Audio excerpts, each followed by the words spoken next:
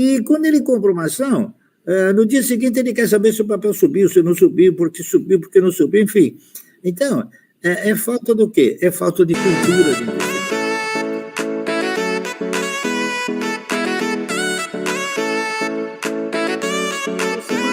Eu queria fazer uma pergunta para o senhor, que eu acho que é uma dúvida que muitos investidores que acabam entrando na trajetória do investimento previdenciário têm.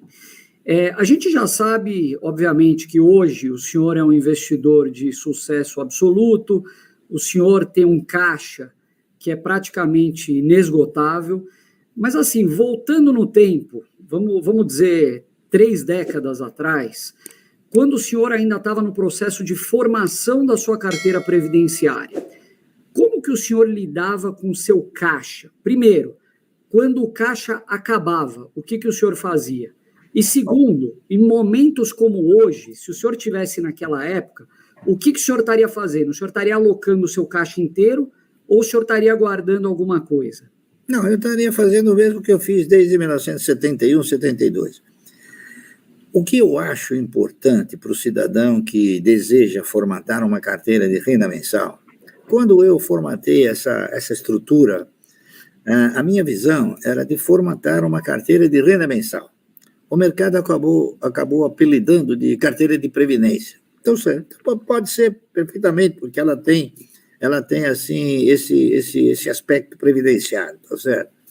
Mas o que eu recomendo às pessoas é o seguinte: ao entrar no mercado, eu recomendo que a pessoa exercite posturas que sejam posturas que o obriguem a seguir uma trajetória. Por exemplo, uma das coisas que eu acho que o cidadão tem que realizar, tem que fazer, é determinar uma prioridade. Então, diremos o seguinte: o cidadão entra no mercado com a seguinte proposta: eu vou formar uma carteira de previdência. Em 1970, 71, eu fiz isso. Eu falei, bom, eu vou formar uma carteira de previdência. Então, essa é a minha prioridade. Quando eu ia comprar alguma coisa, eu fazia uma pergunta para mim mesmo: ô Márcio, me diga uma coisa, isso aqui é a sua prioridade? Não, então não compra. Compra as ações. E eu faço isso até hoje, tá entendendo? A minha prioridade continua sendo a carteira de renda mensal. Só que, lógico, a carteira de renda mensal ela foi se reproduzindo de uma forma que nem eu esperava, tá entendendo? E eu acho que as pessoas têm que raciocinar dessa maneira. O efeito multiplicador do reinvestimento dos ganhos, ele gera um ganho extraordinário. E isso daí você só vai ver no fim do ano, quando você vai fazer o seu imposto de renda, você vai falar, pô, eu ganhei tudo isso de dividendo, entendeu? Então, eu acho o seguinte: eu acho que você tem que determinar esse critério. Eu vou formar uma carteira de renda mensal e essa vai ser minha prioridade.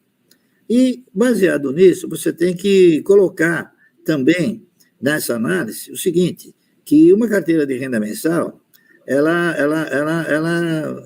depende do quê? Depende de disciplina, de você seguir mesmo à risca essa sua determinação e esperar que as coisas aconteçam, está entendendo?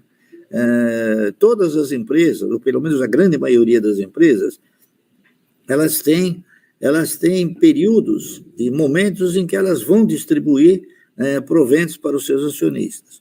Basta saber ler o estatuto e ver quando que ela costuma distribuir, se ela costuma distribuir trimestralmente, se ela costuma distribuir semestralmente ou uma vez só por ano, tá entendendo?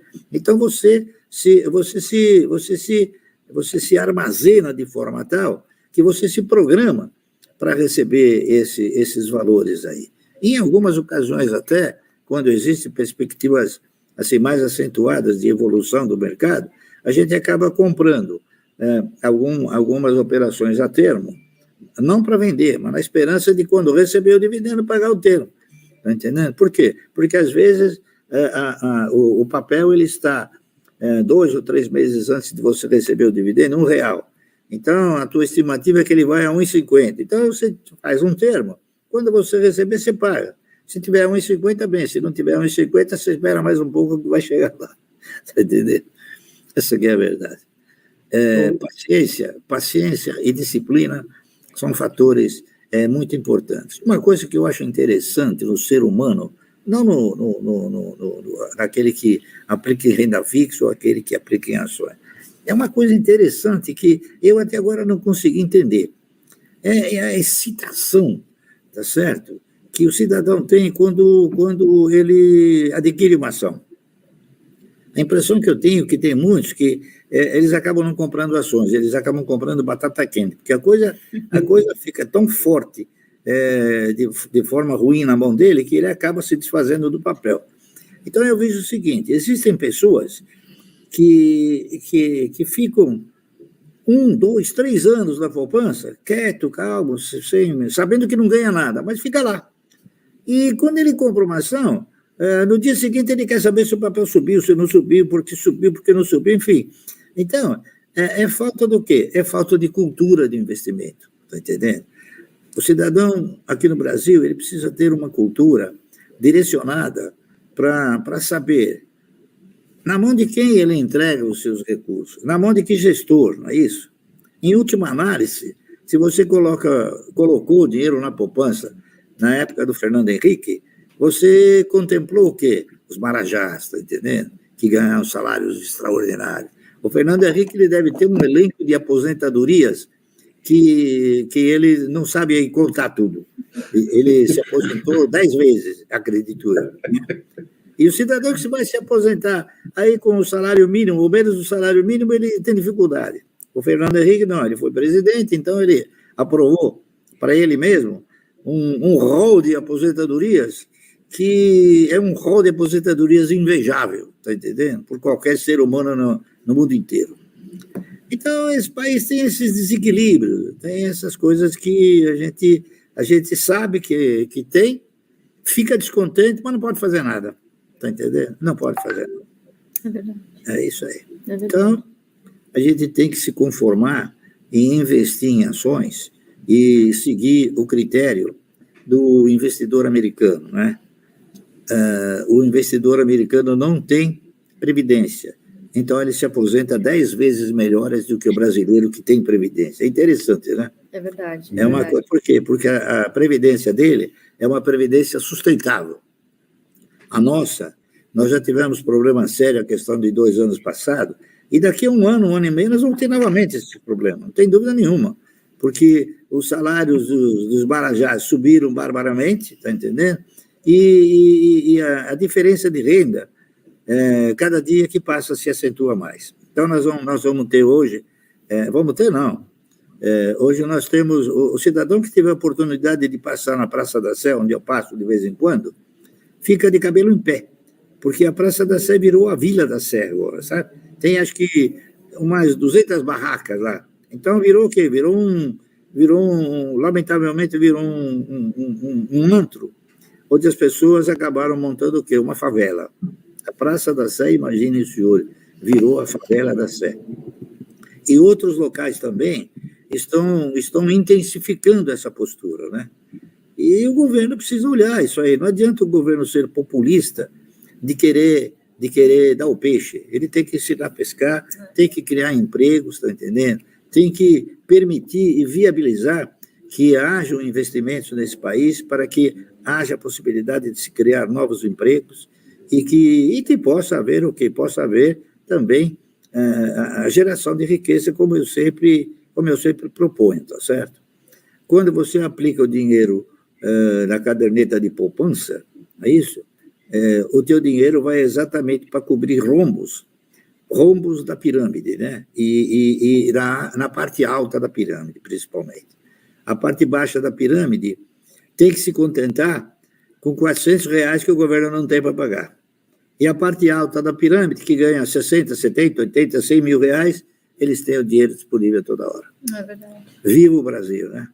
Tá certo? É verdade. Que coisa.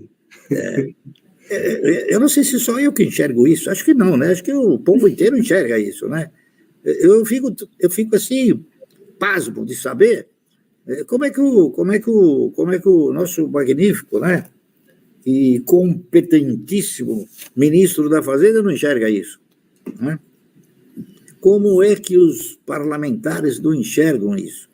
Agora, eu ainda li no jornal essa semana, não me lembro quando foi, que o fundo eleitoral vai para 5 bilhões de reais. Um fundo que é uma distribuição é uma distribuição de brindes aí, financeiros, né, para os políticos, para eles gastarem da maneira como eles querem, entendeu? 5 bilhões. Então, para os políticos tem 5 bilhões. E para dar dinheiro para os pobres não tem.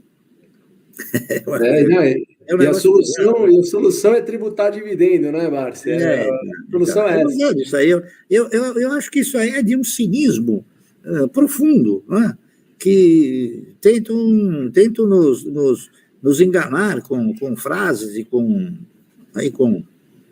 comentários, né? Que são comentários que não levam a nada, né? Eu ouvi uma vez um presidente bater no peito, eu já vi ele bater no peito umas 10 vezes, no mínimo, de que ele acabou com a pobreza, né? Só que ele não diz, ele não complementa, que ele acabou com a pobreza e instalou a indigência, tá entendendo? Na época que ele era presidente, não tinha a favela da Sé. Hoje nós temos a favela da Sé, a favela do Pátio do Colégio, é uma série de favelas aí incrível. Eu não sei como esse pessoal consegue sobreviver com isso daí.